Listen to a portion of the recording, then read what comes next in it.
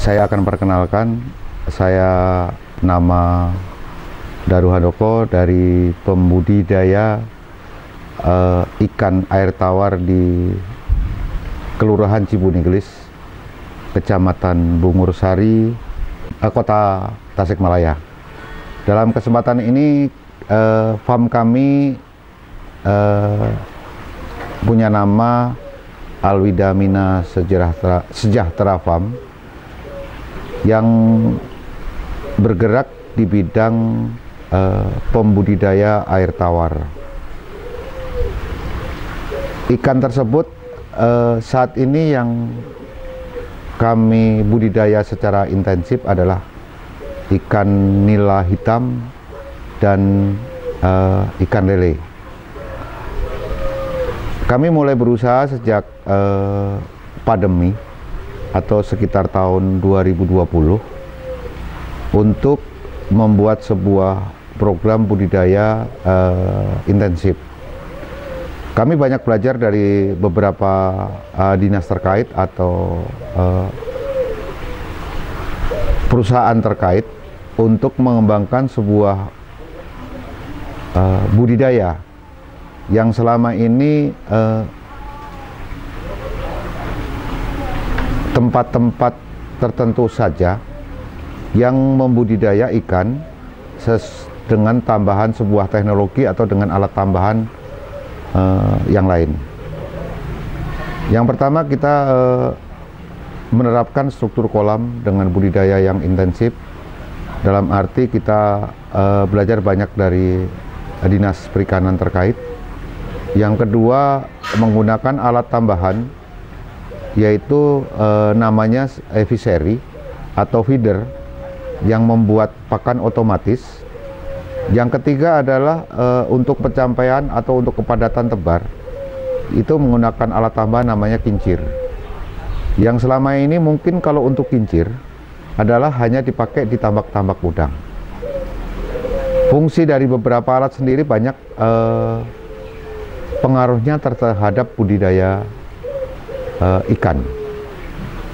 Yang selanjutnya adalah sumber daya yang selama ini di daerah kami, yaitu di daerah Cibuniglis, Kecamatan Bungursari ini sudah mulai terbatasnya dengan sumber air yang berkualitas.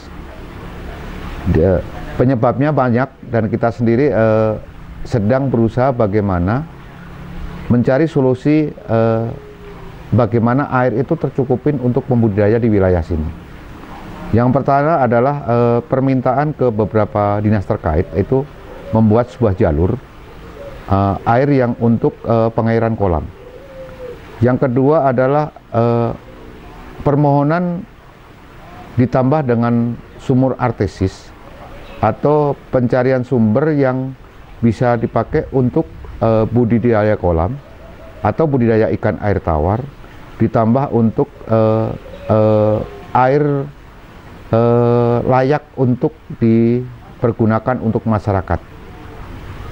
Selanjutnya, setelah budidaya kami ini mulai ada titik terang atau tertemu masalahnya, yang terakhir adalah bagaimana cara sekarang untuk meningkatkan budidaya dan hasil budidaya itu akan dikemanakan. Kami dari beberapa kelompok budidaya ikan secara pribadi sudah mulai mempertanyakan sebuah edukasi atau bantuan ke pihak-pihak yang terkait dengan hasil penjualan budidaya. Kami yang selama ini berbudidaya menggunakan tenaga dan biaya yang cukup mahal, terakhirnya kita sendiri di hasil penjualan itu merasa tidak bisa untuk menutupin hasil produksi budidaya ikan.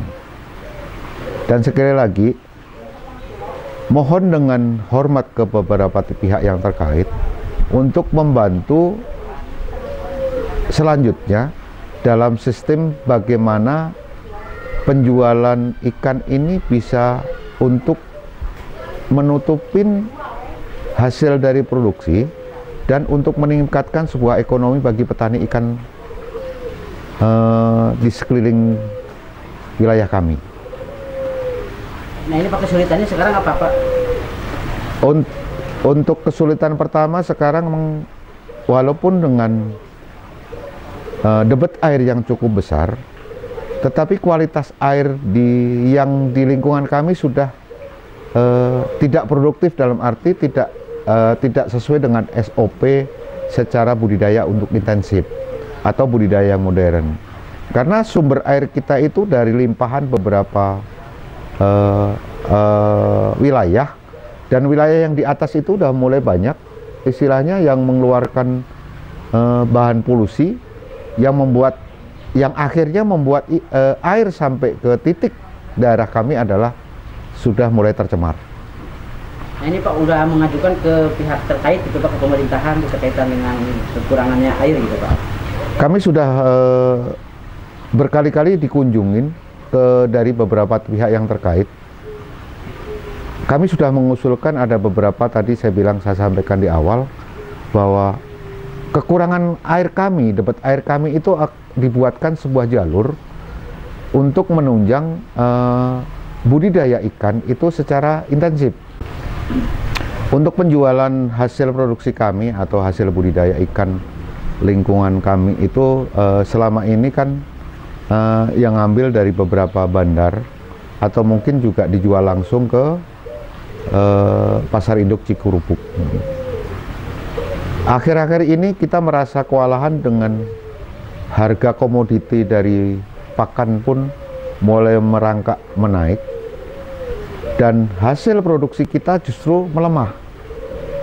Nah, kembali lagi bagi pihak-pihak terkait yang bisa membantu dalam bidang penjualan hasil produksi untuk bisa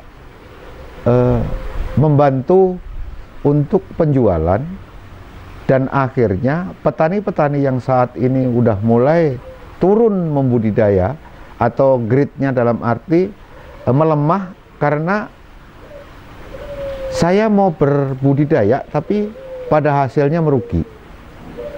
Nah ini Pak, terkaitan dengan dari program pemerintah itu kan ada sekarang harus gemarikan, itu gimana Pak? Tanggapan Bapak?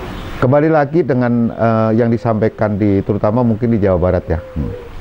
Di Jawa Barat secara umum, secara khusus mungkin di Kota Tasik banyak program yang dikatakan gemar ikan. Kita harus melihat dari sumbernya dulu. Kan sumber ikan berarti dibudidaya oleh pembudidaya. Selama pembudidaya itu nggak berbudidaya, secara otomatis budidaya nggak ada. Terus gimana kita mau gemar makan ikan kalau hasil budidaya pun selama ini justru menurun? Mungkin berita-berita lain atau mungkin terekspos bahwa ikan kita, produksi ikan naik pesat. Di Jakarta, mungkin di Kota Tasik, mohon maaf, bukan di Kota Tasik itu ikan yang di pasar induk itu cukup melimpah. Tetapi sumber ikan sendiri mungkin pemerintah terdekat itu bukan tidak mengetahui. Ikan melimpah itu bukan dari daerah wilayah terdekat. Pak, ini kan sekarang sudah mulai ke ikan lele gitu, gimana tuh Pak ceritanya Pak?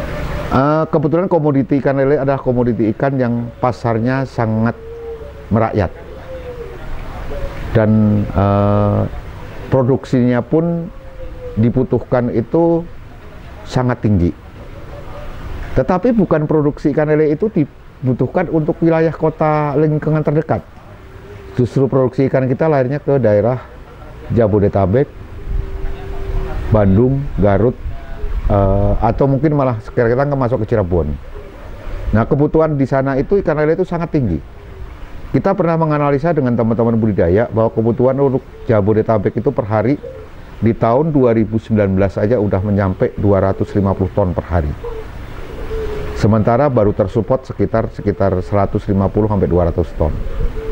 Dan kemudian kita pun mulai belajar dari kebutuhan pasar. Kita mencoba untuk memproduksi. Tetapi dengan hasil yang penjualan pun rendah, akhirnya kita pun berhenti atau memperlambat sebuah produksi. Sampai sekarang pun kebutuhan itu masih minus. Tapi kita nggak bisa berbuat apa-apa karena hasil dari produksi kita untuk dijual ke pasar itu sudah tidak cukup untuk menutupin hasil produksi, biaya produksi. Misalkan ini yang kalau panen itu berapa bulan sekali, Pak? Sebelum saya harga pasar lemah dan pakan bahan baku atau pakan pelet kita naik, kita seminggu tuh lele bisa produksi sampai 5 ton. Terus nila kita produksi bisa sampai 2,5 sampai 3 ton per 2 minggu.